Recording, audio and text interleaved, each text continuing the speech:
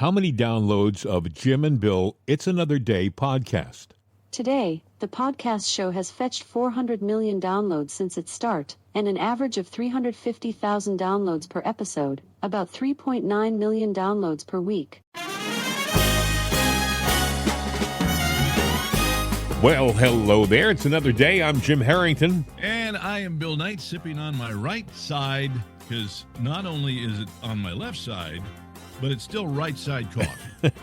I think you just confused me. I'm not left-handed, but that's where I had space on the desk to put my right side coffee. It's What delicious he's coffee, talking about is Jim and Bill's Right Side Coffee, which, by the way, is only available in one spot right now, which is the rightsideshop.com, rightsideshop.com. And it's a delicious blend of the finest coffee beans available. And absolutely. And if you don't believe us, you got to try it. Just taste it for yourself. Buy a bag, at least one bag. If you try it, you'll see what we're talking about. It's a great coffee. And also, when you go to rightsideshop.com, you'll notice that it's not the only item that we're selling on that storefront. We have cups and hats and sweatshirts and T-shirts. It's kind of a neat, at least go there and look at it. Even if you don't buy something, at least take a look and see what we have. It'll surprise you. It surprises a lot of people. And I think we're talking about adding other stuff in the not too distant future.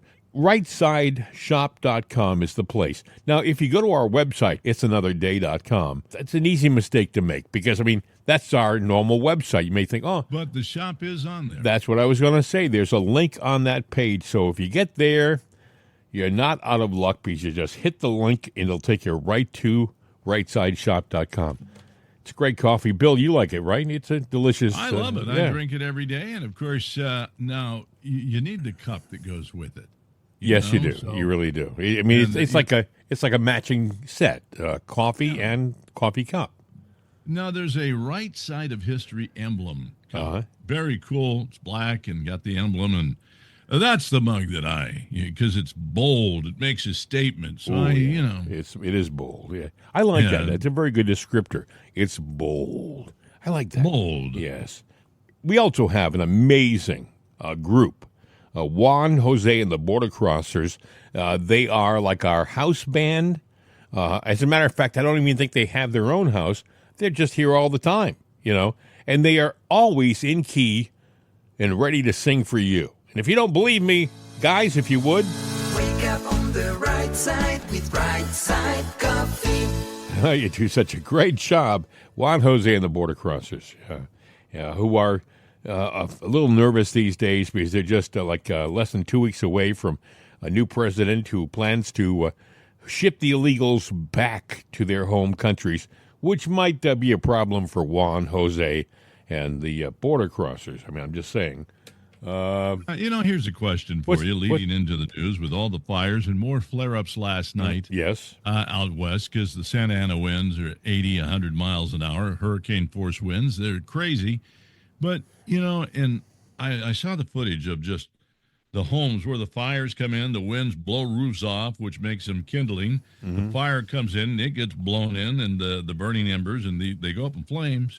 And it's just like a nuclear bomb went off and just blew out the whole neighborhood, row after row after row, which is why they call it row housing, even if it's $1 million homes.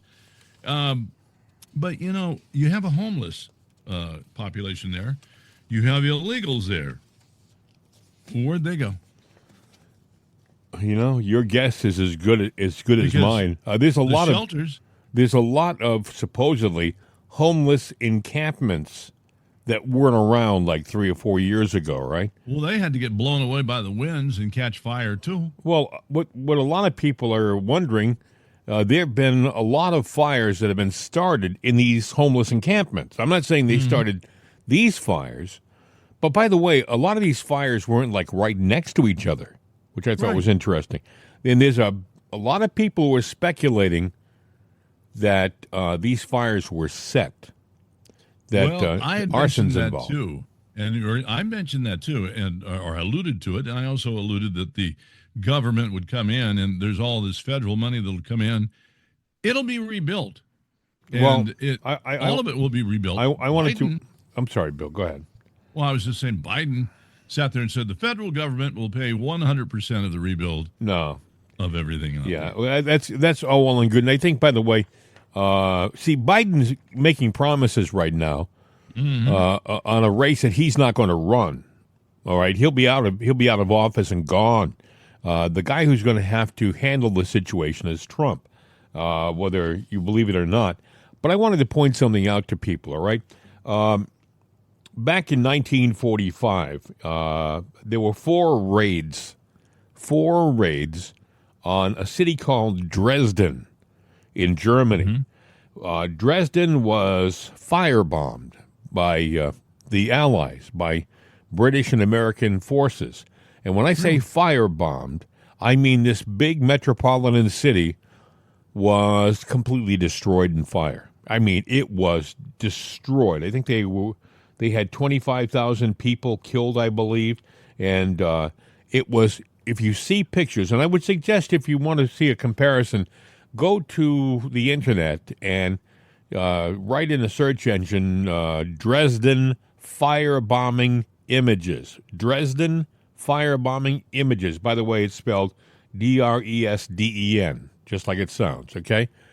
And go ahead. What other city or state in the U.S. had catastrophic fires in the past year? Hawaii.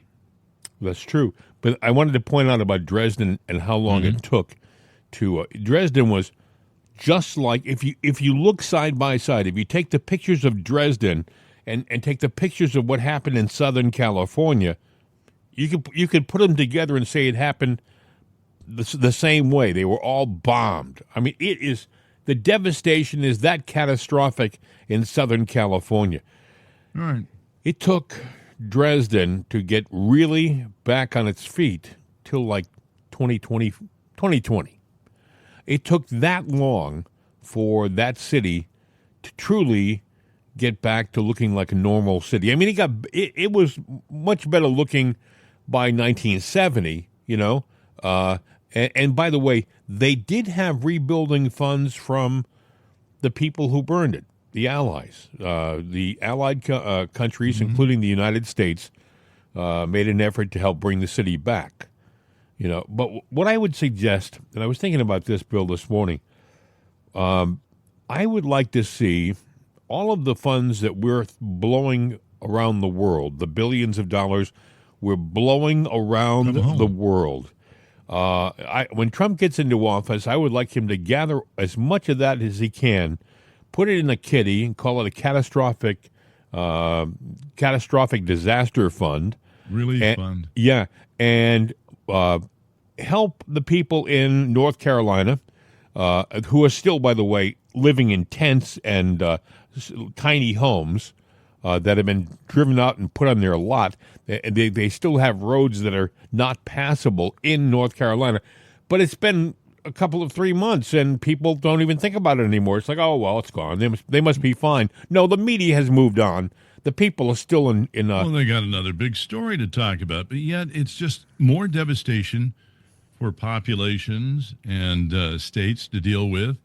And, you know, they blame it on the weather, or is it advantageous because of the weather? I mean, speculating here, can't say which way, you know, the wind blows. Pardon the pun, as a Bidenism there when he did the thing about the fire thing to Kamala. But either way, there's we're being misled. You know, we can seriously make a lot of these people who've lost everything whole again.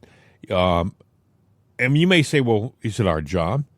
Well, yeah, it is. In all honesty, we're all Americans. This is our country, and if we can't turn to our neighbors, I mean, some of us have never been to California, right? You may say, well, that's not my part of the world. Yeah, it's part of our world. It's part of our country, and if it happened in Pennsylvania or Iowa or in South Carolina, we should feel the same way. You know, we as Americans should turn around, put our shoulders to the wheel, and help right this wrong. You know, look, the they're trying to say this is unpredictable, unprecedented, and it's Mother Nature. Well, if you live inside of a blast furnace, you damn well better know how to quell the heat and the flames if you live there. And that's the problem in California. It's not the fact that these fires happen. It's the fact that you let the plumbing, the pipes that deliver the water for the firefighters Awful. Go in ill repair. There is no water. You have the water, but you don't want to pump it down. You just blow it out into the ocean. So you've got, and then the mayor going, if we would have had a plane fly over, you can't fly on the smoke and the soot. Now, the other thing that I do notice, and we're not talking about yet, all these people that are displaced, citizens, real citizens that have jobs there, well, maybe their job burned up. Their house for sure burned up. Where are they going to stay? There's not enough hotels or places or shelters to put them all. So they're going to be going, I can't wait around for this to be rebuilt. I'm moving to Nevada, Arizona. I'm going up to Oregon, to Washington. I'm going to go to Texas. Here's the problem these Where are they people going? have. They have the money that they've invested in their property. It's gone. It's gone. So they're stuck financially. Even if they make that decision to leave and go to another area to relocate, there should be something that we do to help them out, to help them get a fresh start. Some people may say, well, some of those people were affluent. They were in the movie business.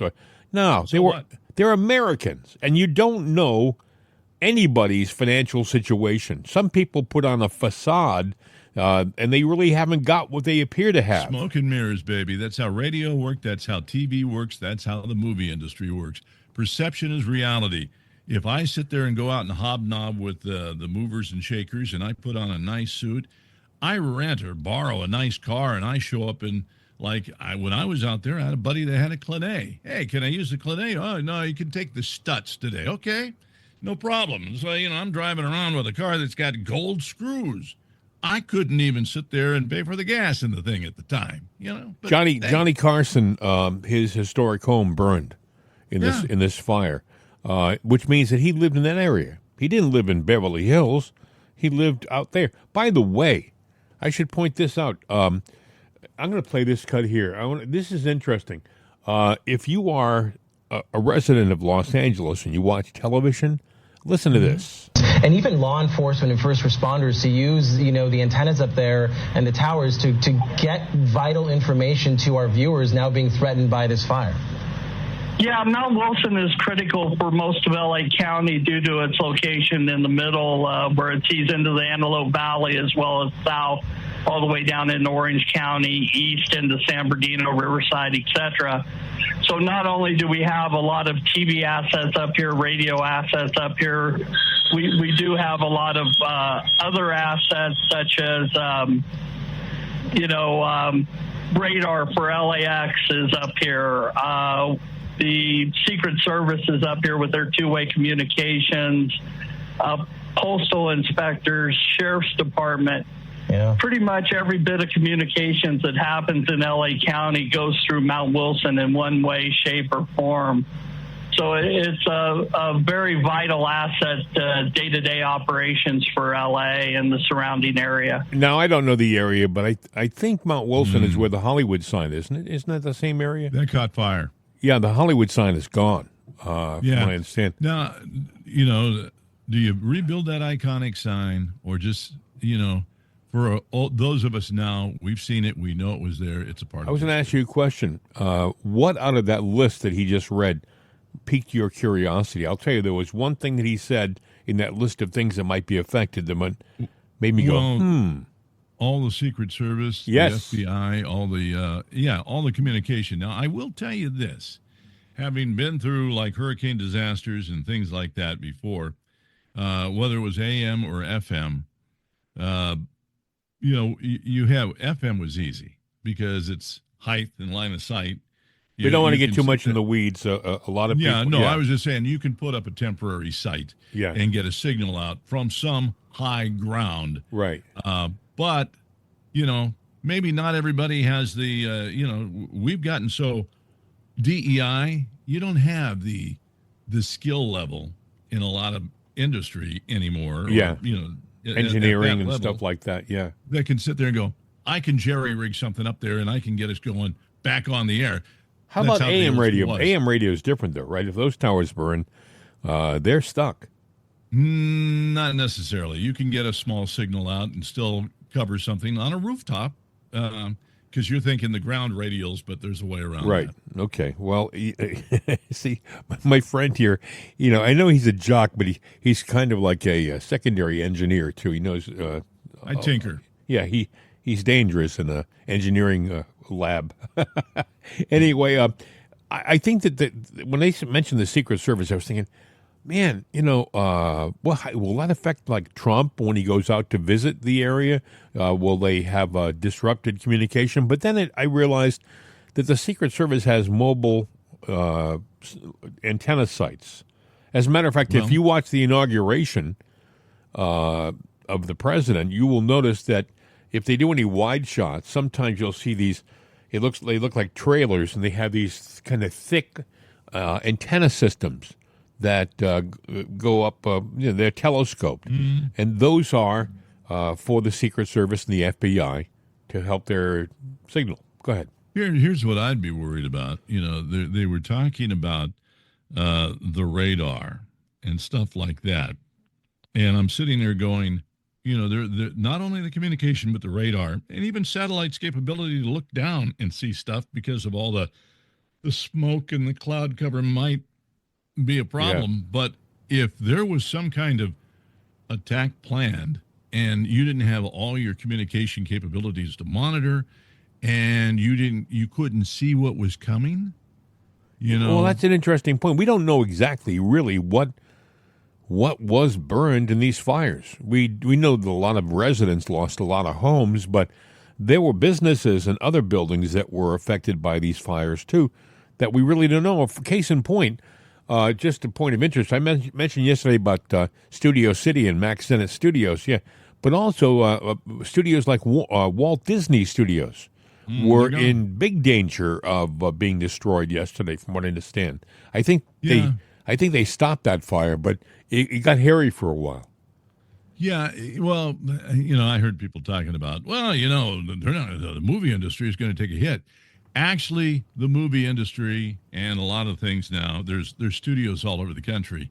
It's moved out. There's Arizona, Georgia, North Carolina, obviously New York. There's up in Boston. They're all over the place. So they'll actually, I hate to say it, they'll be going, hey, it's a great day for us. Too bad for them, you know, because there will be talent there getting, you know, jobs that would have been out west.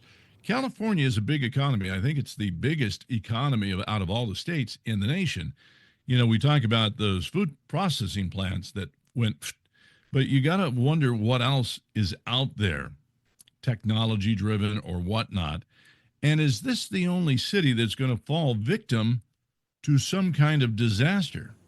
Well, I want to play Victor Davis Hanson. He's a thinker, and he's somebody who has a great opinion. And he was talking about the failure of the people who run California. Listen. So it was a total systems collapse from the idea of not spending money on irrigation, storage, water, fire prevention, and forest management, a viable insurance industry, a DEI hierarchy. You put it all together, and it's something like a DEI Green New Deal hydrogen bomb. Gavin Newsom was fiddling it. He's almost Nero Newsom. And this has been something that is just unimaginable, this systems breakdown.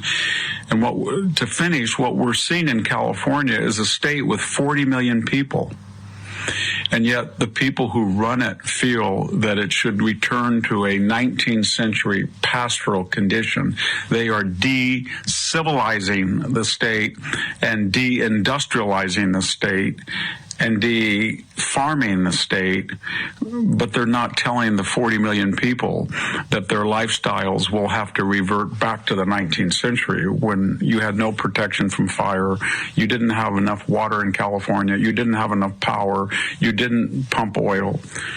So we are deliberately making these decisions not to develop energy, not to develop a timber industry, not to protect the insurance industry, not to protect houses and property. And we're doing it in almost a purely nihilistic fashion. And Karen Bass should resign. She came to the airport back from Africa. She had nothing to say. She was confronted at the airport. Why were you in Africa? Why did you cut the fire department? They cut the fire department by almost $18 million. They gave fire protective equipment to Ukraine's first responders. And she had nothing to say. She had nothing to say because she couldn't say anything.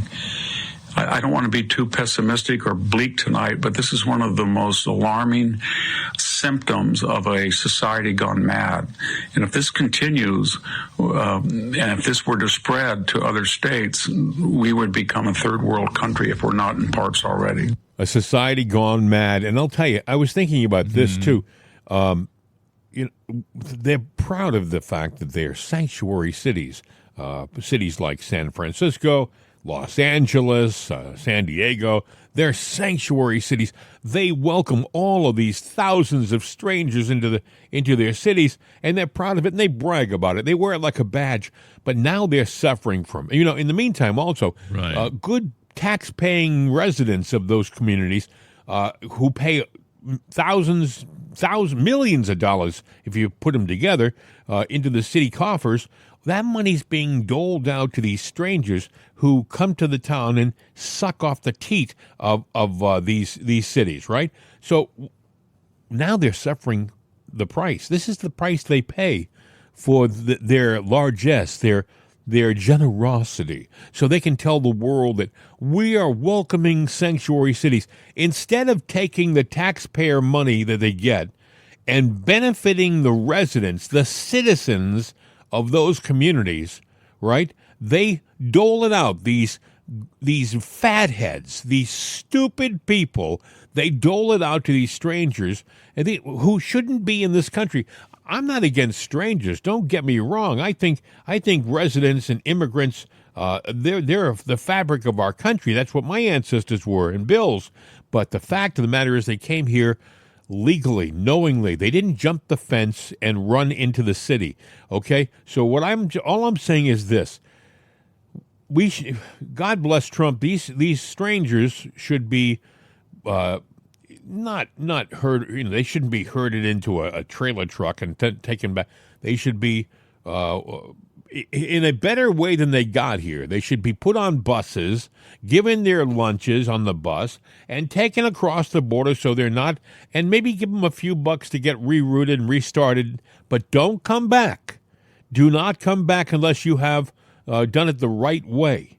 This is the problem we're getting right now. This is the penalty for this nonsense that Joe Biden and his stupid leftist socialist administration has done to our country.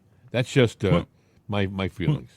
Well, no, I understand your feelings. I'll add to it, though. I mentioned earlier, Biden said, "Oh, well, the federal government will pay 100% of it." Okay, Joe.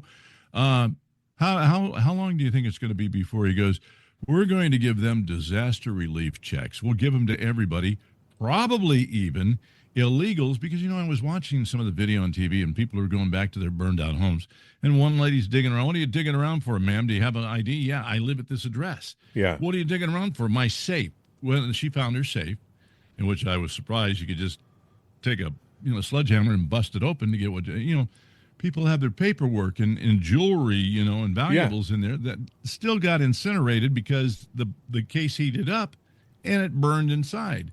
So I'm sitting there going, these undocumented people, you got documented people there that may not be able to prove who they are right away. It's amazing how they ask that lady who's a resident and owns property, "Who are you and why are you here?" But they don't do that to the strangers who come across the border. Well, now I'm just saying, I'm here illegally. Maybe I speak a little English. Go, "My house burned down. My house burned down. I stay with my family. It burned down. All my paper in there."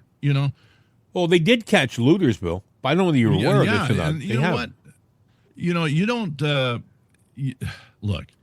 If you're taking advantage in something like that, and I've gone through that before, like Hurricane Frederick, Sure, down in Alabama, I turned in a looter and whatnot. And that's a long story. I'll tell it some other time.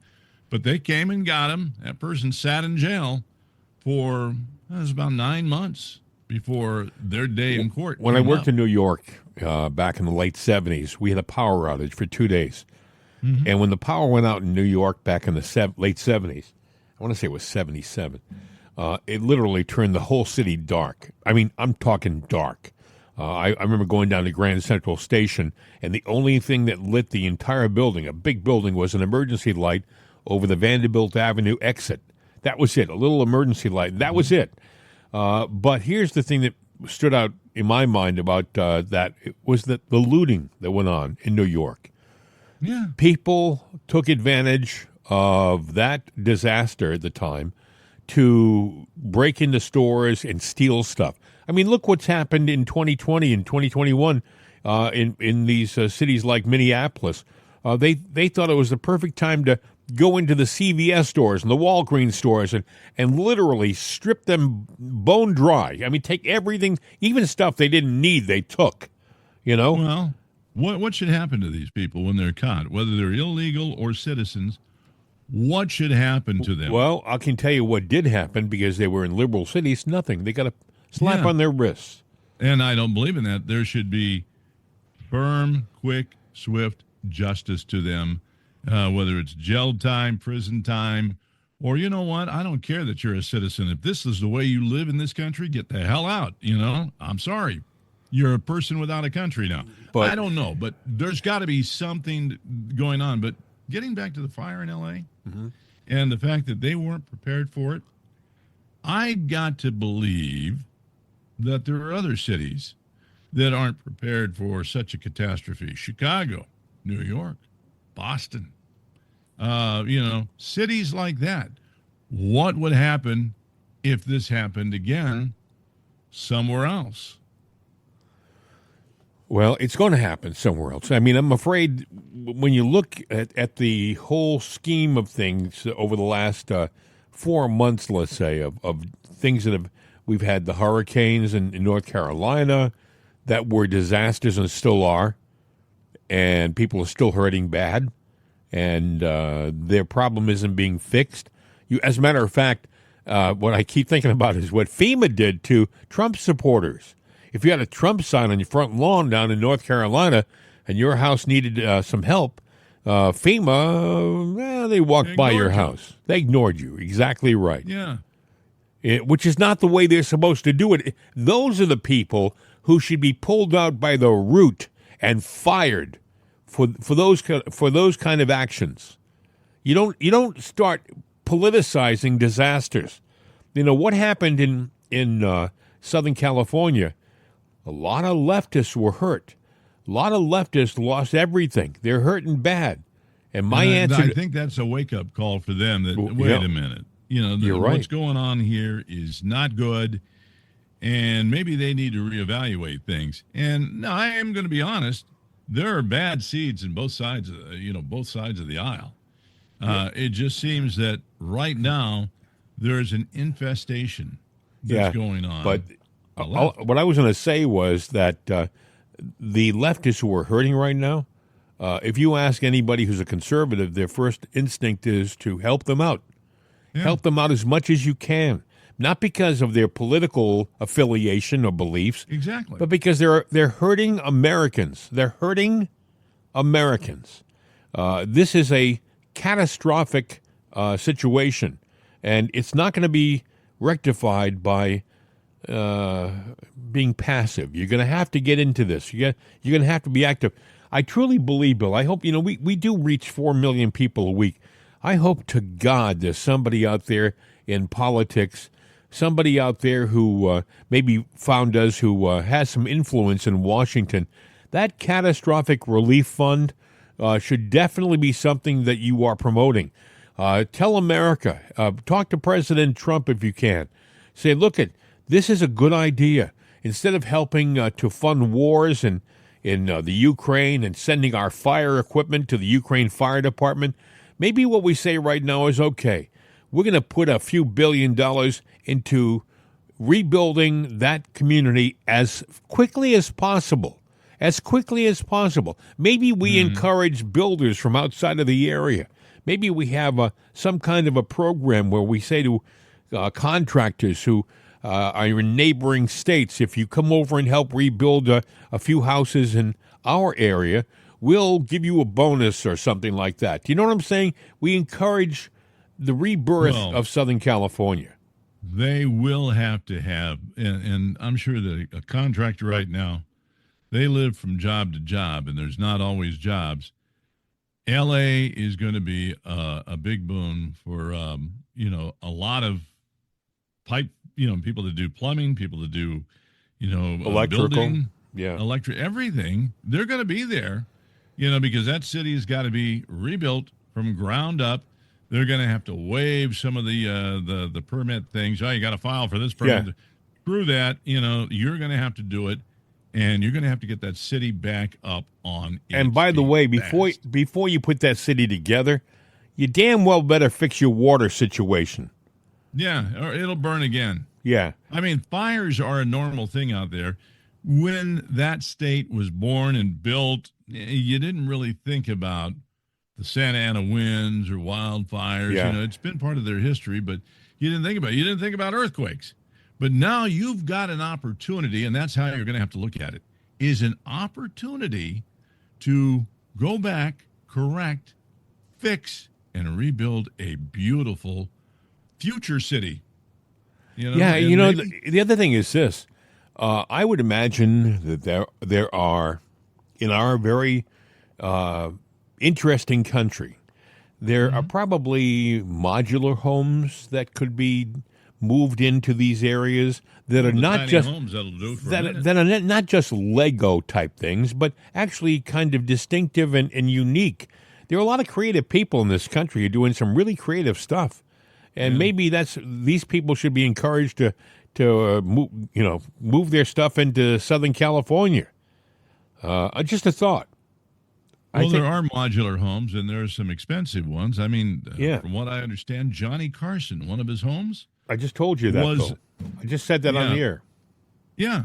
Well, I ran into a guy that actually drove one of the modules there, but the simple fact is he had a very nice one. I think there's a lady that's on Shark Tank. What's her name? She's one of the investors. Yeah, I know you're talking about. I don't watch it regularly. The blonde-haired lady, but yeah, she has one, and there's advantages to them. There are disadvantages, I guess, but you know what? Stick and mortar. You've got that. Yeah, there's disadvantages to everything, and there are advantages. But a home is not the building structure; it's actually the people that are in it. So let's get the city rebuilt. But before, as we speak, there are still fires raging out there. As we speak. That's got to stop. Yeah. This should be a full court press. We should have firefighters from other states. I'm sure they do, but they should be being flown in and bussed in and driven in because you drive a truck in full of water. Once it's gone, what do you fill it up with? That's the problem. Yeah. You don't have the. There was not the forethought of going, well, we got a big city here. We don't need the plumbing. We don't need the water. It's never going to happen that bad. Don't worry. We got it. Oh, hell, what just happened? I said yesterday on the show yesterday. Gavin I said, resign. Why don't we have desalination plants in that area? And I heard somebody mention that yesterday on one of the cable news channels. And that would make sense. They're literally right on the coast. So if instead of piping stuff from Northern California to Southern California, why don't put a few of these plants, not just one, put a few of these plants along the coastline. You don't have to make them industrial eyesores. You can make them look nice. And these plants will take salt water, take the salt and the impurities out of the water. You'll have fresh water. It'll be right there, right in the neighborhood. You can pipe it into the system, drink it, use it for firefighting. They said, Bill, that the firefighters will go to a hydrant, and there'd be no pressure, no water, and the people in politics in the community were saying, well, there's too much of a drain on the system. There are other people. That's not how the system should be designed. The system should be designed for maximum effort. You should have a system in place where, it rises to meet the need. Not, well, it's all gone now. Hey, what do we do? I don't know. Yeah, the stupidity is amazing. You hear these politicians. They're saying that this may turn California red again. I do think, by the way, I truly believe this because Trump is a builder. Trump, by nature, is a builder. And in this is an incredible challenge. I will bet you that he has a committee organized and in place, and they have a plan to rebuild that area within weeks, if not days. All he's got to do, the news today is going on with the Supreme Court that sat there and said, yeah, we're going to let that sentencing go for Trump. Now, if Trump wanted to do something today to, play their game, say he could hold a press conference and say, I've gotten together with my contractors, my designers, my builders. Here's a plan we're putting forward right now to get California back up and running, henceforth. Whether get the fires out, we'll be in there with the crews and we will rebuild it. This has nothing to do with my presidency. This just has to do with I'm a citizen and I would want the same favor if it were me, but I'm going to get this city back up. It's a beautiful city. You know what they know, Bill? They know how much the tax people know how much the homes were valued that are gone now. So at the very least, what they should do is go back to the town hall. And I'm sure the town hall is probably still standing, or the records are probably off-site, but they have the records of how much the homes were valued at because they taxed them, So they should say, okay, we know that this house at this corner was worth $1 million. This house over here was worth $1.5 million. This house over here was worth $500,000. And they should just the replacement value of the home, nothing more, nothing less, and you can get the community back up and running. You may say, well, why are you giving them $1.5 million and that guy only $500,000? Don't base it upon giving it to the guy. Base it upon the value of the property before the fire. Pure and simple. Make it make it so the homeowner doesn't have any real input. The gift, the rebuilding fund, is based upon the value of the home. Is it the assessed value, which taxes are based on? Yes. Or the market value?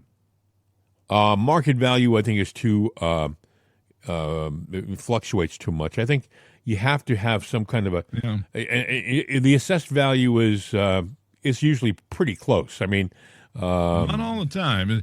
But you know what? You can't argue right now. Right now, there's documentation. You had a 5-bedroom, 3-bath house. Right. It was X amount of square feet. Yep. The assessed value is this. Okay, number one, the numbers aren't going to come in for the assessed value. Right. But that's what the value you're married to, and they can still build by the records. Yes. Pretty close to what you had. Yes. And that's the whole thing. Get them back up so that they got a roof over their head and it's pretty close to what they had. Maybe the house won't look exactly like the house that was destroyed. It never will. But it will be something that is distinctive and something which shows that you haven't given up on them. Right now, there are thousands of people in Southern California who have lost absolutely everything, and I'm sure they feel like the world has turned its back on them. And all I'm saying is that we're a great nation. We're always talking about how generous we are as a people. We're giving millions and billions of dollars to strangers in other countries for all these different reasons. I'm saying right now, maybe for the next 18 months, we stop that. We put a moratorium on funding other things outside of our country, and we look to rebuild and give a helping hand. We got to help our own. Absolutely. Help the people in North Carolina. Help the people in Southern California.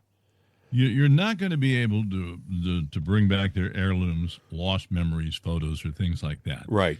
And again, a home is the family in it. It's just a structure.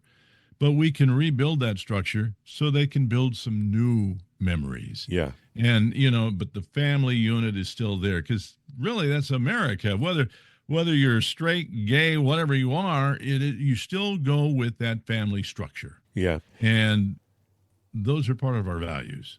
I want you to hear this, Bill. This is an L.A. resident talking about the pain and the anger that he's feeling right now. Listen. Victims, they're doing this victims research so that number could change. Brian was forced to evacuate his home in Pasadena. And Brian, really, your area is coming into clarity now for just how much you've been through. Yeah, Harris, I have to tell you, after seeing that press conference, I am flat out heartbroken and outraged. We are sick and tired in L.A. County of having liberal political leadership play Russian roulette with all of our lives. Look at that. Look at these images. This was preventable, Harris. I'm not saying it could have been stopped, but I looked on the news 3 days ago. I have a teenage daughter. I'm a single parent. I've got a 9-month-old as well with a nanny holed up in a hotel. 3 days ago, we see on the news, there are winds expected of 80 to 100 miles an hour, Harris. I looked at my teenage daughter, and I'm like, are you kidding me? That's hurricane force winds. Mm-hmm. What is our city, what is our county doing to try to help people understand what happens if these winds destroy our town and community? There was nobody on the TV out here in L.A. except Gavin Newsom doing his dog and pony show talking about what we're supposed to do when this happens. Mm-hmm. Nobody had done anything to remove soil and vegetation for the last year. Nobody tested the water pipes. This was not brain surgery. It was predicted. These winds were predicted. And don't believe Karen Bass when she says that an airplane with water could have saved lives in the Palisades. It's pipes. It's proper water. It's not diverting water for fish in California instead of saving human lives. You want to save human lives? Then do your job and have a plan in place. Harris, there was not an operational plan in place anywhere in L.A. County to help with this. And by the way, let's not just pick on Karen Bass. What about these L.A. County supervisors? They are powerful because I'm in L.A. County. Those supervisors, Harris, they show up at these press conferences after urban carnage, after kids have been murdered in L.A. County, and they try to tell you, we're going to do this and that. What have they done to prevent it? We're sick and tired of this. It's inexcusable. That's an L.A. resident talking with Harris Faulkner on Fox, and I don't blame him. The guy sounds, he's had enough. PO'd, yeah. Yeah. And I think that there are a lot of people out there right now who feel that way. What I found amazing when I heard that was he said 3 days ago they were talking about the hurricane force winds that were going to hit the area. And I was thinking 3 days ago that guy was talking about those winds from his normal environment, from his house and neighborhood, and there were no fires. And all of a sudden, bingo. Now it's 4 days now, but you know what I'm saying? It's like by the time he did that little interview, he had lost everything. His kids were living in a motel, and there are a lot of people, by the way, they're saying, we can't get a motel, nothing nearby. We have to go miles and miles away to find a place to stay. Yeah, miles and miles away. There's nowhere to put all the displaced people. They are going to be going out of state. Yeah. I mean, if your house is gone, your job is gone, there's a record that you had a house. So you'll get something some way, somehow down the road, but that's down the road. What do you do now today? You got mouths to feed. You go where, I got a cousin in Arizona. Well, I'm going to see my cousin. Yeah. And maybe I pick up a job there, and well, you know what? I'll buy a house there. Although, they're probably on the hook for the one that burned down. So, and I keep thinking to myself, because I do think about a lot of different things. I keep thinking, if these fires were set intentionally, if this was planned in any way, these people should be, if they're caught, locked up and thrown in the clink for the rest of their lives with no possibility of parole. Gone. Right. They when I was watching one of the live feeds yesterday, in the background, while the guy was doing the interview, he said, wait a second, hold it. I think they've found a body. A body. Oh, they've discovered remains in that house behind me. I mean, there have been people who have lost not just everything, they've lost their lives in this fire. There was a guy they were showing on the news, and he was out desperately with his garden hose, fighting the fire. They came. Unbelievable. Wow. Yeah, his sister got out of the house. She couldn't find him. And they came back after the fire swept through, and they found him in the front yard. He had passed away with the hose in his hand, still trying to, he fought to his death. He had some disabilities. Bill, how many people are going to die, not because of the fire, but because of the smoke and the fumes, who have respiratory problems? Or they will acquire problems from this because, that kind of stuff can get into your lungs and cause not only respiratory but heart problems and other ailments. And, you think about how about mental problems? There will also be problems with people who will be despondent because they've lost everything. Now, the thing we haven't talked about, but let's go ahead and speculate on it. Okay, you own a house there. Right. Everything you ever worked for is gone. Yes. Oof, gone. And you're going, what do I do? What do I do? And somebody walks in afterwards, and goes, look, I'm going to relieve all I can't give you what you want. I'll give you half, or I'll give you a third of what you want cash on the barrel. You sign that deed over to me. And are you talking about carpetbaggers, Bill? Yes. And know it's going to go on. You know it's going to be there. Yeah, absolutely. There'll be people who will be the parasites of our society, will race out there to try to make hay while the sun don't shine, if you know what I'm talking about. A lot of these investment things, hey, you know what? You need money to buy. You want to be an investor? I hate to tell you this, but some of that money, and I know this firsthand, not that I've done it, but having spoken to a few people, some of that money comes from illegal drugs. What a beautiful way to launder money than through real estate. So they would be happy to come in and give you cash for that because they can build on it and then turn around and launder their money through it. And at the same time, probably bring in, as the city rebuilds, we didn't make the money on the investment. We'll put a dealer in that house. And that way, we've just expanded our territory, our foothold, which is how a lot of that money, not all of it, but a lot of it. There's going to be a lot of problems that are people can't even imagine right now that are going to come along because of these fires. These fires are, and by the way, again, I keep reminding people, don't forget about the situation in North Carolina. Mm-hmm. They haven't rebuilt North Carolina. It's not rebuilt. People are still sleeping in tents. I don't know how in this weather, I don't know how they do that. Okay, Joe Biden came out yesterday and sat there and said the federal government will cover 100% of the rebuild of that city.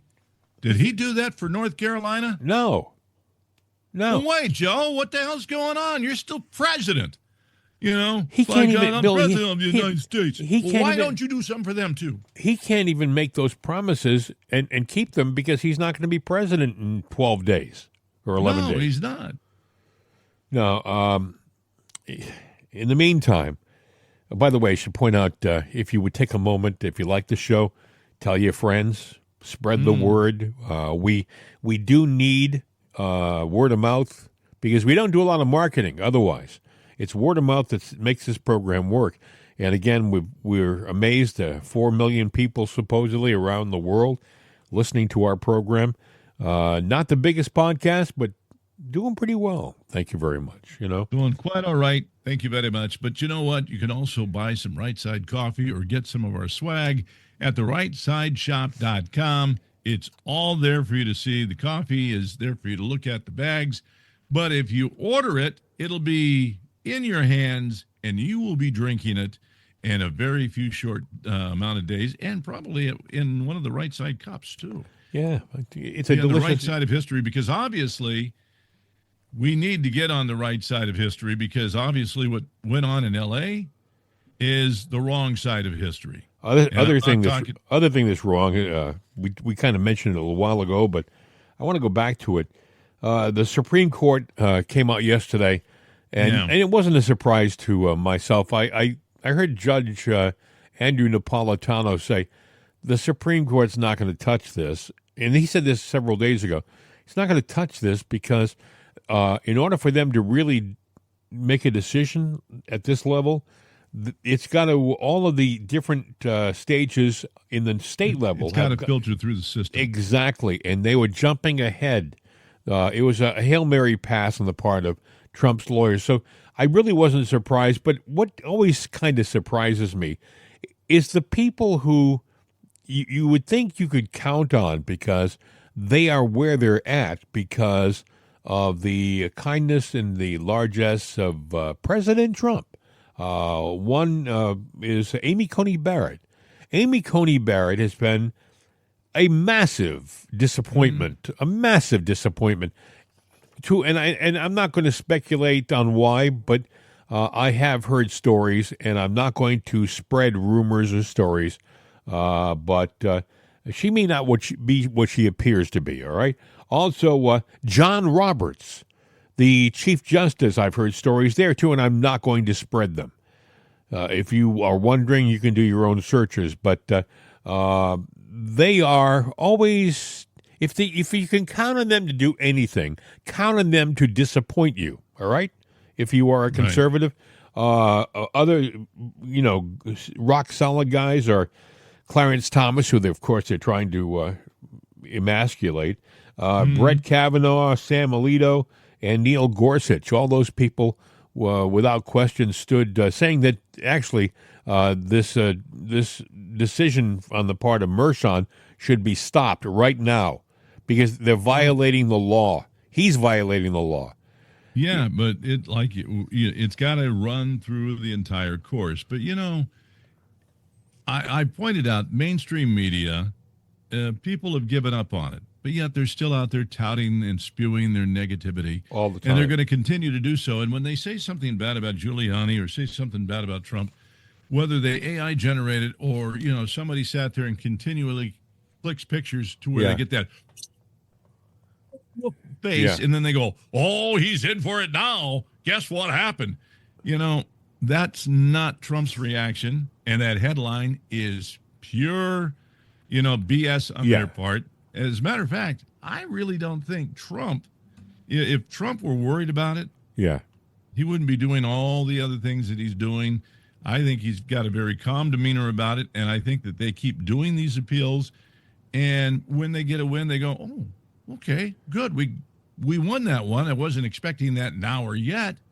I think that they know he's got to go through the hell that the Democrats have built, and they're trying to keep on pushing. But what most of the experts are saying is that you can expect on appeal this case to be thrown out because it's a ridiculous case. It has no substance to it. It's all based upon nothing. It's like trying to build a home on Jell-O. All right, it's just not there. Nobody was victimized in this case. Everybody made a profit. The banks all profited by it. The investors. Everybody made money on the deal, and there's no victim. There's no victim. We're here. 9 or 10 days away, and they want to sully his name all they can and use the left media to get it out there. So they've got this going on. Yeah, it's all timed.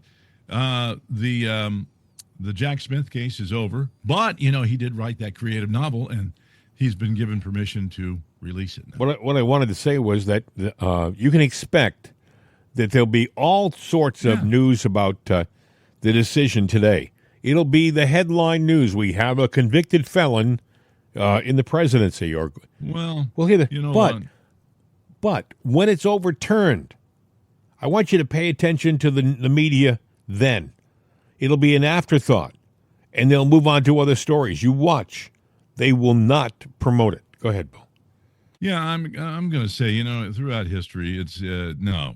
I guess he will be the first sitting president that has the felon behind his name. But there are former sitting presidents that are still alive today and one that's getting ready to get out of the office, if things are played out right, could end up being a felon too.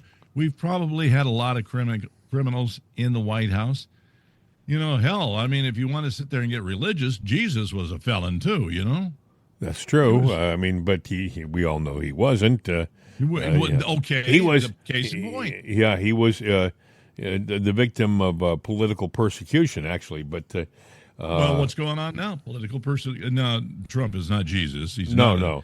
No. So don't even take that from it. But what I'm saying is, this has gone on since the beginning of time. People sitting there using and misusing.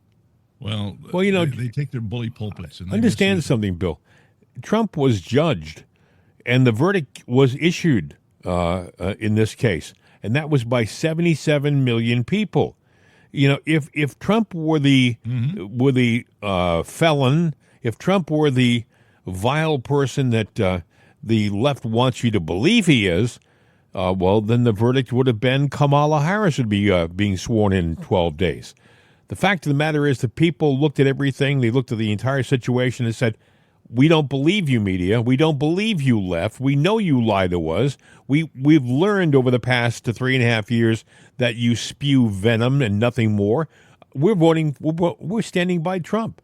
So I think Trump should be comforted by the fact that the people already ruled and he was vindicated. Well, yeah, and look what happened with what he did before he's even taken office. The port strike averted. Oh, yeah. And the unions are coming back saying, you can thank Donald Trump for that, the real hero of the working American man and woman. Isn't that amazing? That's the champion union. And they're saying he's the champion of just everyday common folk. And the union coming back and saying that. Wow. You know, and you mentioned Kamala. Did you see her yesterday at the the funeral? I mean, she looked like the person that passed gas in church looking around. I mean, but the other thing I noticed, yes, if you go back and look at the photos, I want you to pay attention to I this. have. Yes. Go ahead. When all the couples, now I will ask you this, where was Michelle Obama? She wasn't there. But Trump and Obama were having quite the conversation. Well, they had a lip reader. Did you hear that? They had a lip reader. Yeah, I haven't got to look at that yet. But point I was making. Go ahead. The point I'm making about Kamala, even Hillary got it right.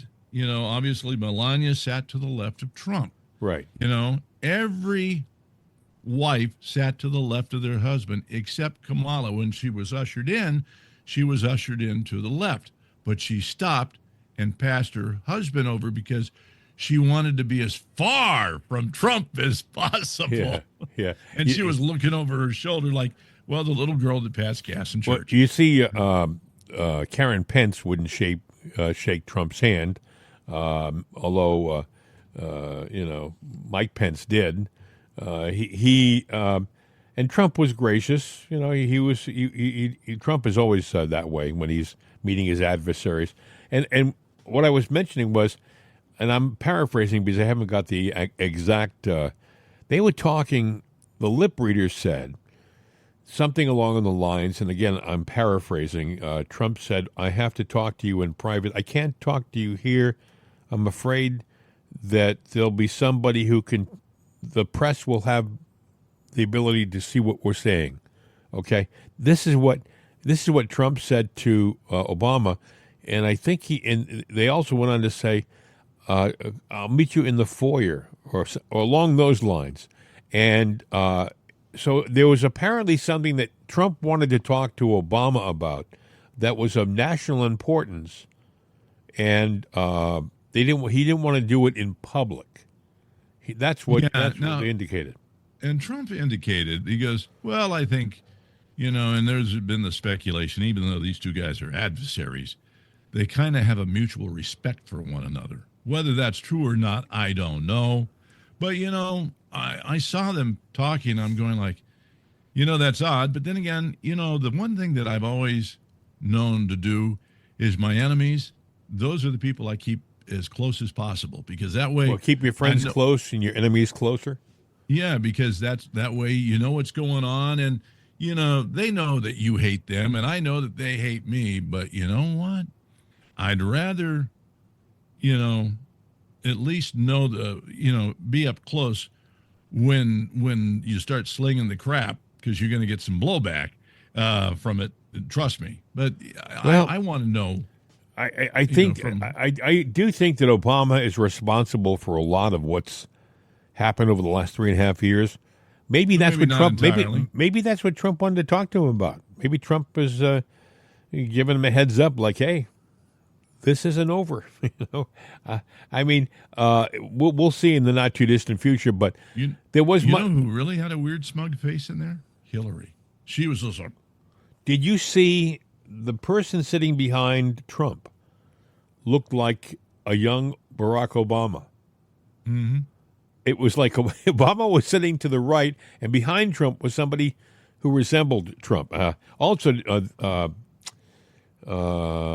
was his name? Who was the vice president under George Herbert Walker Bush? I can't think of his name. Isn't this awful? I should know this. He was there, and I can see there are people right now who are screaming at their radios. Listen, I'll figure it out. Give me a second. These things. Do you remember the vice president of the United States under Quayle? Dan Quayle. I said Quayle a minute ago. Oh, I didn't hear it. Dan Quayle. Yeah, John Quayle. No, Dan Quayle. Yeah, Dan Quayle. That's it. Dan Quayle. Mr. Potato. Yeah. Anyway, he was there. But I envisioned him as he was back then, a young, handsome kind of guy. And not now. Now you see him; he's an old guy, sitting in there minding his own business. Boy, that's a guy that faded into the woodwork after all of that. He just said, "Enough of this nonsense. I'm out of here." He didn't need the money. He came from a well-to-do family, so he didn't need the money. He disappeared. The media tried to make an issue out of the fires and trying to kind of link things to Trump.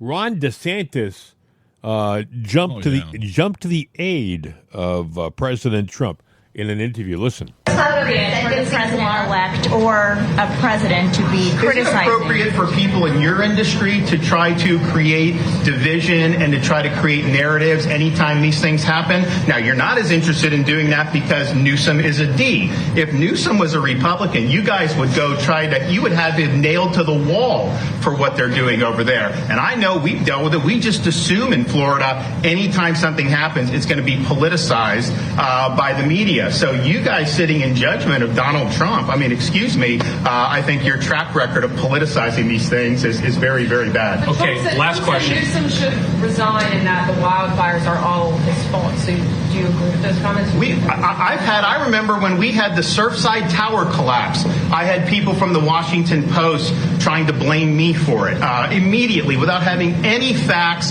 or anything. Oh, he didn't declare a state of emergency. First of all, state of emergency doesn't mean you can't respond. It's all that. Excuse me? Biden did it. I think that's what she's saying. Well, but what I'm telling you is you guys are trying to make an issue of it when I have watched from this seat. In fact, when I got elected governor, I was meeting with some of the other Republican governors, and what they would say is, hey, if you have a natural disaster, just know media's coming at you. They're going to do it. It's not the same. That mayor of L.A., if that were a Republican mayor, I could only imagine what that would do. The fires are at high risk, and you try to go to Africa or wherever she was to go on some type of voyage. You should have been there preparing and doing that, and yet I don't see a lot of heat being directed in that thing. And so, I'd like to see some balance on how this is done. You can criticize the president-elect, but I think you also have to hold these other people accountable, and I have not seen that. That's Ron DeSantis, governor of Florida, standing side by side with President Trump to go after the media. And the media, really, a bunch of vipers, venomous vipers. And what he said is so true. If Gavin Newsom was a Republican, he'd be all over him, but he's a leftist, socialist, and you're doing everything you can to ignore the truth, that he was absolutely inept. He was inept. So what's your take, change of subject here, on Fetterman going to Mar-a-Lago? I think Fetterman is an interesting character. He's from a blue-collar area. He's from a Democratic area, but they're hardworking steel workers, the area. And a lot of those people vote for Trump. So I don't What's think interesting is that he's a Democrat. His parents are strong Republicans. Now, I'm not equating this, but I'll just mention it. Fetterman was a little more pompous before the stroke. Now, afterwards, after the stroke, everyone said, oh, he's not coming back. Even I said he's not coming back, but he's got rehabilitated. But, sometimes when you have a medical epiphany, to where all of a sudden you come back and you kind of readjust your thoughts and perspectives on things. I know I went through, a situation that you know about over 10 years ago. And you go back and reflect, and you start focusing on what really matters and what's really important. Is he doing that a little bit? I mean, I'm not saying he's not a Democrat, but at least he's doing kind of right now what you should be doing. You both sides of the party need to pay attention to each other and at least have an open mind and listen, because you represent everybody.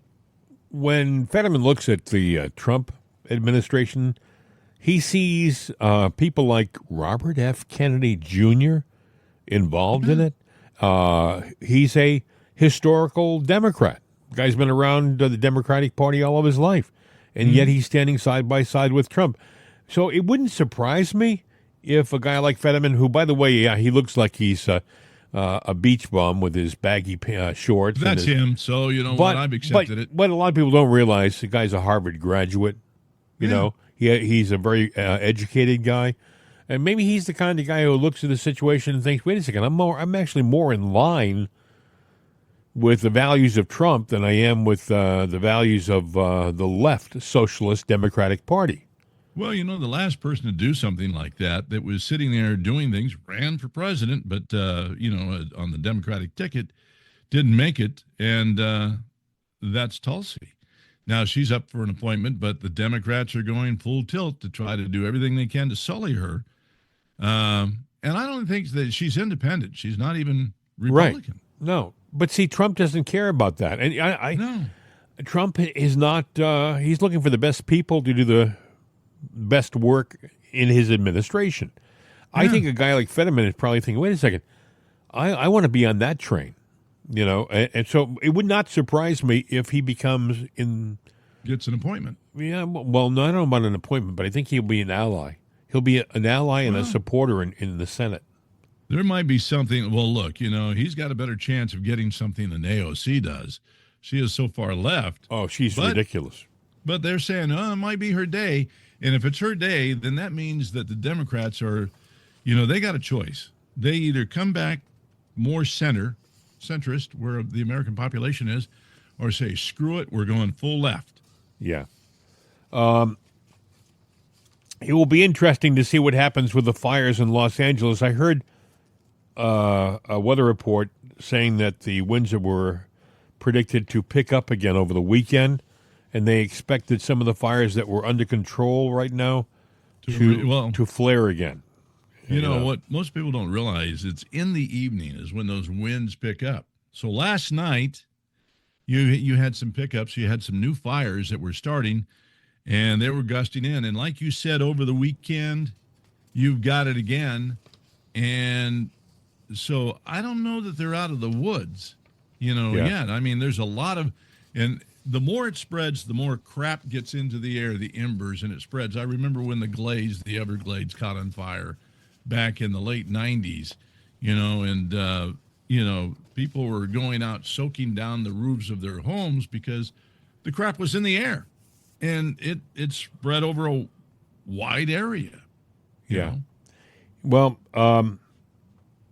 you pray for the people out there. Pray that the worst is behind them, and that they can, they can get what they have going out there under control and put it out as soon as possible, because these are incredibly difficult times for those people and for California. I mean, this isn't just a little area. This is a large swath of California that's being destroyed by these fires. Go ahead, Bill. You wanted. Well, I was going to say the other thing you have to look at as you rebuild. One of the things fires can start just from global warming, heat. Things can get hot enough to where something incinerates and it goes. And I'm saying that because global warming is not man-made. It is a natural thing. We've talked about it before. We're not going to go there, but for the next 10, 20 years, you can expect a gradual warming. The sun is going through a heating spell before it cools down again. Maybe when we build buildings, especially in places like that, like I mentioned down in Florida, people were out with their hoses trying to water down the roofs. You have a sprinkler system that's in your property that senses different things that turns on when those heat levels, cool down things. At least if something gets in the air, you have a snowball's chance in hell of surviving. Yeah. I wanted to I looked at the old clock on the wall. We're running out of time again. It's amazing how these shows go by so quickly. Especially, you have so much to talk about. And again, the main topic of conversation today, the terrible tragedy of Southern California. Pray for these people. I think prayer works. And no matter what your religion, I think if you get down and bend a knee and talk to our Creator, talk to God, ask for His divine intervention and help these people, I think it'll have an effect. Please.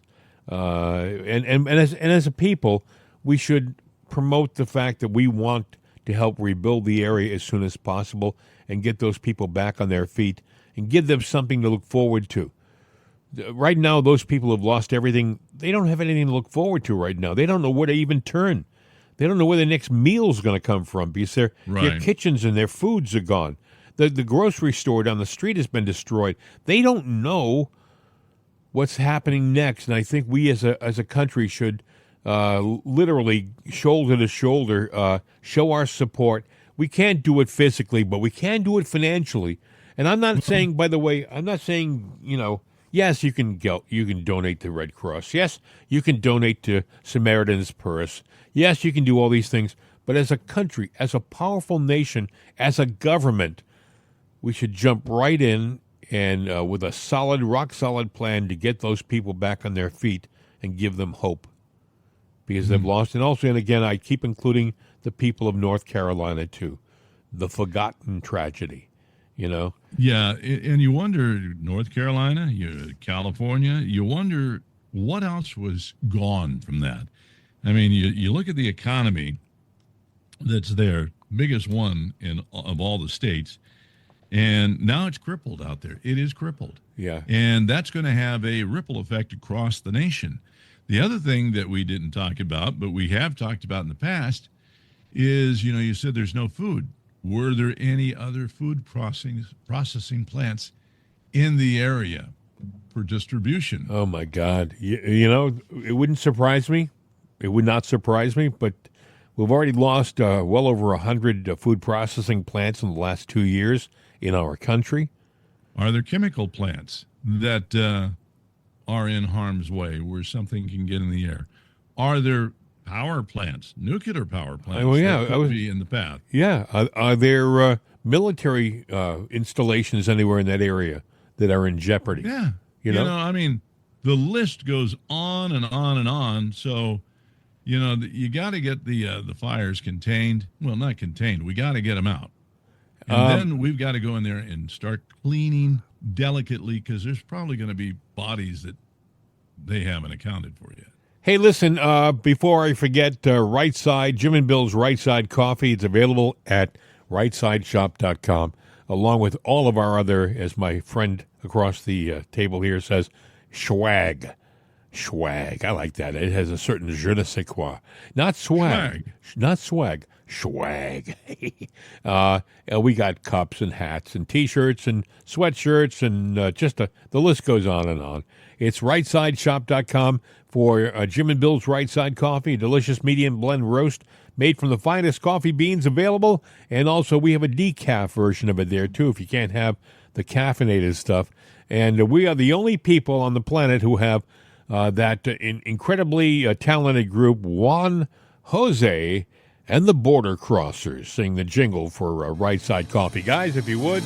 Wake up on on the right side with Right Side Coffee. Magnificent. They do a great job on that. And they never mess up the words, but I guess they've had a lot of practice. So, Hey, we got good stuff there. Shirts, hats, cups, and coffee. So Yep. Hey, we got it all for you. I should also mention and this is a personal aside, I'm a fan of Penn State football, and I was watching last night. Our Orange Bowl, we lost the Orange Bowl in the last 10 seconds. Can you believe that? It was a field goal from Notre Dame. The score 27-24. I want to say this because there's always possibility somebody out there knows somebody on the team.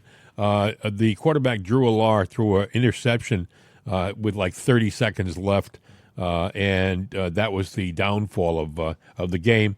And some people were saying, "Oh, it was terrible." No, he's a terrific quarterback. He's a great quarterback, and he had a less than perfect game yesterday. He had some good plays, but he wasn't playing at his best. But that happens in athletics, and it was a great game. Congratulations to Notre Dame. They played hard and tough, and they stayed in it and fought hard too. So it was a great game to watch. And guys at Penn State, you have nothing to look down on and hang your head. No, not with that kind of score. I mean, they pretty well evened it up. But Notre Dame, proof positive that perseverance is key to everything. Yeah, Just well, and a little bit of luck too last night.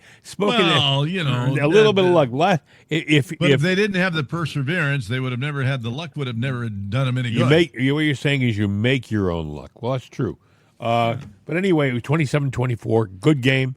Now it's my turn to root for Notre Dame because I want them to be the national champion. If you lose to the national champion, not to an also-ran. Do you know what I'm saying? So anyway, saying Penn State's an also-ran? No, I'm saying that Penn State lost to Notre Dame. So you don't want to lose to Notre. You don't want Notre Dame to be another also-ran. You want them to go on and be the national champion. Then you can say, well, we lost in the last 10 seconds to the national champion. That would be nice. Yeah. So if you lose to the Biola Battery Crawdads, you're probably in trouble. If you're playing for that team, you're in trouble. Yeah, you're not very good. Yeah. Hey, listen, I think that's going to do it for us for the weekend. I'm not sure whether we do a show tomorrow. Maybe we do. Who knows? Depends on the news today, but I do think, the Trump thing going down, L.A. is a bigger story. So it's going to be interesting to see what the focal point is, or are they just going to drop L.A. and let it burn? That's interesting. I do think that if the left figures they can get a lot of mileage out of this Mershon verdict, then you'll see them talk less and less about the fires in L.A. And that's to the detriment of the victims out in L.A., I think. But the media doesn't care. Well, look, there is no election. Trump's already won it. He's going to be the president unless they know something that we don't know. And, I would speculate to say that they probably they think they got a card up their sleeve. Let's see. But until then, the lives and the people that are suffering in L.A. far outweigh any baggage that they want to throw out there. Yeah. Any. Good way to end the show, sir. With that, I bid you all a fond farewell until next time, which at the very least will be tomorrow, and the latest will be Monday. Depends upon the news cycle and how things go. That's how we do the Saturday program. But it's been another interesting week, Bill, as we work our way into our fourth year. Anything else you want to say as we? Hey, we're counting it down. My clocks or my calendar says it's the 10th. The 20th is inauguration, so basically we're down to 9 days and just a handful of hours.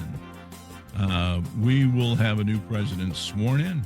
Yep, absolutely. Okay, well, with that, if you would take us out of here, sir, it would be appreciated. Hasta la vista, baby. We're out of here.